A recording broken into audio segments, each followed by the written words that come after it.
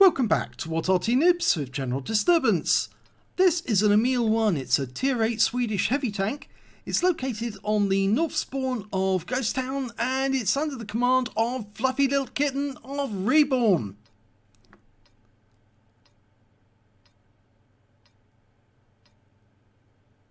Okay, battle started.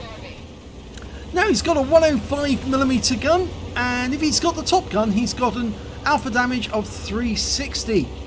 Yes, he has got the top gun, and penetration of 217mm. Now, this tank actually has a gun depression of 12 degrees, which makes it a ridgeline warrior, but the real tank in actuality had 14 degrees of gun depression, which made it an absolute monster, you might say. And it's got a very low hull as well, which means that it's very easy to hide just behind the ridgeline and pump shells into the enemy. It also happens to have an autoloader, as you can see in that bustle at the rear. It's a 3-shot autoloader, so you can pump 3 rounds into the enemy fairly quickly, 3-second gaps between each shot. The only drawback, I suppose, is the fact that you do have to reload the magazine, and that takes a little while. Just we'll see how long it is if he's got the vents and a good crew.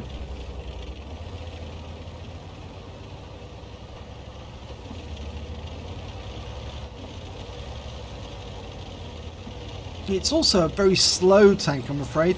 That's one of the big drawbacks. We've got some enemy tanks ahead, so let's see how this gun depression works out.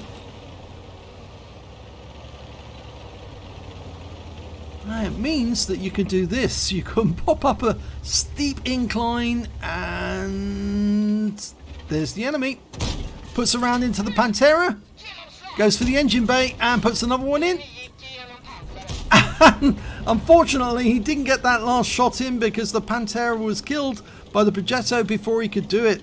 But he is now reloading and he's got a 24.28 second reload. Oh, bounced around from the Lanson. Just shows how good the armour on this tank is. The frontal armour is really great, but you want to use HE rounds if you can. If you can't penetrate it, use HE because it is susceptible to HE, or go for the cupola directly on top of it. Puts a round into the T25 pilot. Can he get shot into that Lanson? WZ132 trying to come around. Auto aimed on, takes the kill. 1 round left. Can he get into that Lanson? Yes, nicely done. Oh no, he took a round from a Ripper pattern who just came over the edge there. Took a hell of a risk to do that, but he might try to do the same again. I think he knows that Fluffylilkitten's in reload. And yeah, he's just taken another round.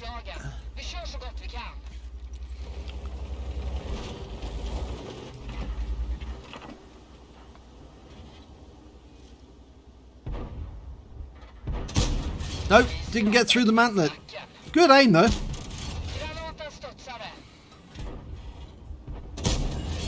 Now that did critical damage to his optics and he bounced around on return.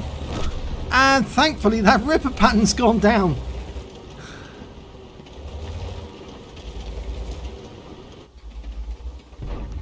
Now T25 only got a few hit points.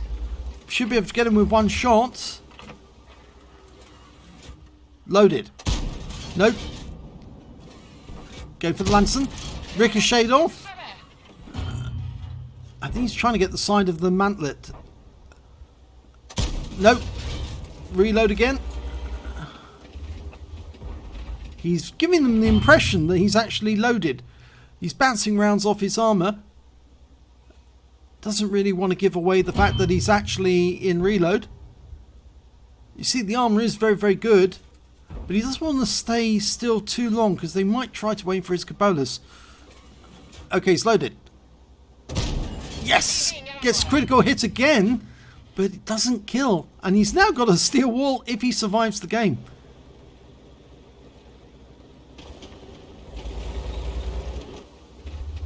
Now, wait for him to stick his nose up a bit more.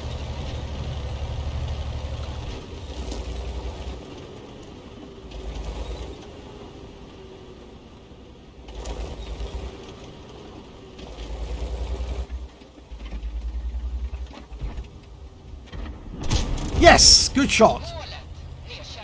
Now, can he do the same to the Lanson? It's going to take at least 2 shots to kill the Lanson.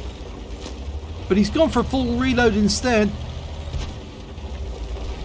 Oh, we lost the Centurion. Now, we're the last tank on this side of the battlefield at the moment. And the Progetto actually went into town.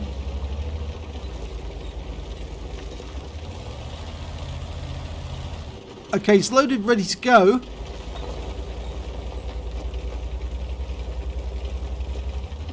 And get rid of that Lanson. There's the Lanson.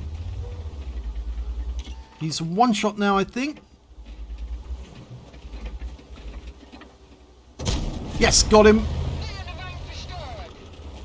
Okay, now, what can he do with these enemy tanks? Well, we've got the Löwe to start with. And he's got the side of his turret and the engine bay. Okay, so we'll put those last 2 rounds in him. And he's now one shot. And he's gone. There's only 3 enemy tanks remaining, and one of them's back at the enemy cap. The others are on the other side of town, so we might as well motor and either go into town or go to the enemy cap area and try and get up onto those heights to deal with that ISU 152.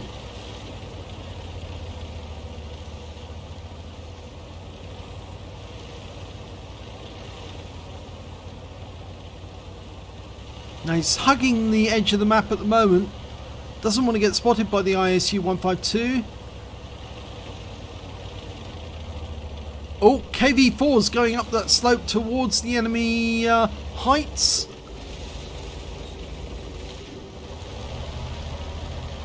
Could go around.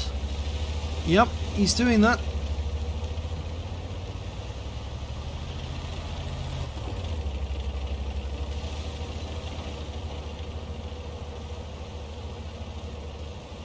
That KV4's almost out of health.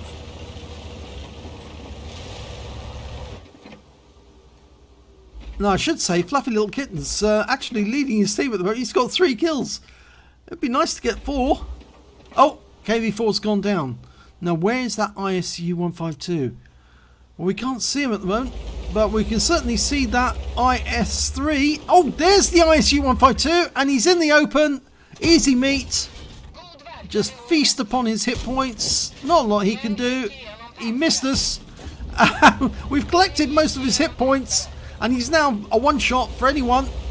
It'd be nice if we could get the kill as well, and so we're going to keep him interested so he doesn't turn to anyone else. Oh, and he's gone, and that's the end of the game. The kill went to the T28 prototype.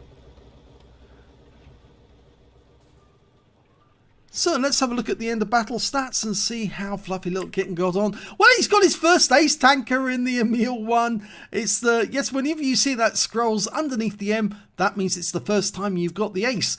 He also managed to get a fire for effect for doing more damage than the hit points of his own vehicle, a shell proof for blocking more damage than the hit points of his own vehicle, and a bruiser medal for getting at least 5 critical hits. He got 6 in that one. But best of all, he picked up a steel wall. He blocked the most damage in that battle, and he survived to win the game. So 7,613 win 8. That's a very high one, Super Unicum standards. So let's have a look at the team score. Well, he did actually, funnily enough, get the highest damage in the game. 3,825 hit points of damage, but he didn't get the high caliber for some reason. Maybe it wasn't 20% of the enemy hit pool in total. But the AMX 65 ton managed to get 3,209, and the next high score after that was Scorpion G on the enemy team with 2,615.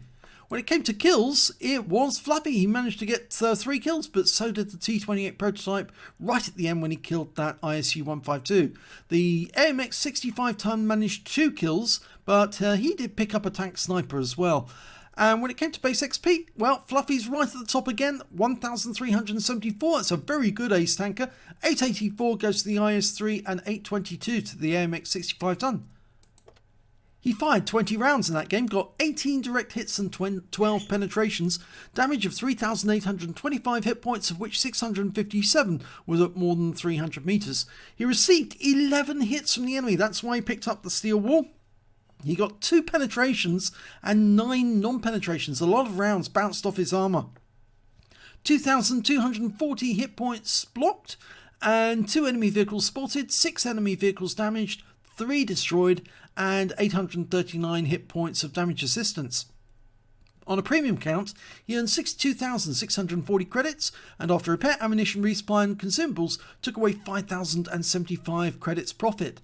He also picked up 1 bomb for getting the steel wall, and 2,061 XP, and 4,122 for completing a mission, so he took away 6,183 altogether. So I'm sure he's really happy about getting this ace tanker at last. He's aced it, he knows how to do it. He will be marking this thing very shortly, I'm sure, because he'll certainly be racking up the points now that he knows how to ace it. So if you enjoyed this replay, please give this video a like, do subscribe to our channel and hit that notification bell so that you can be alerted when we put a new video up. We try to put up at least 4 a day if we can, and they're from all different types of tanks. You'll find light tanks, mediums, heavies, tank destroyers, and of course Arty, because that's where we started. So thanks for watching.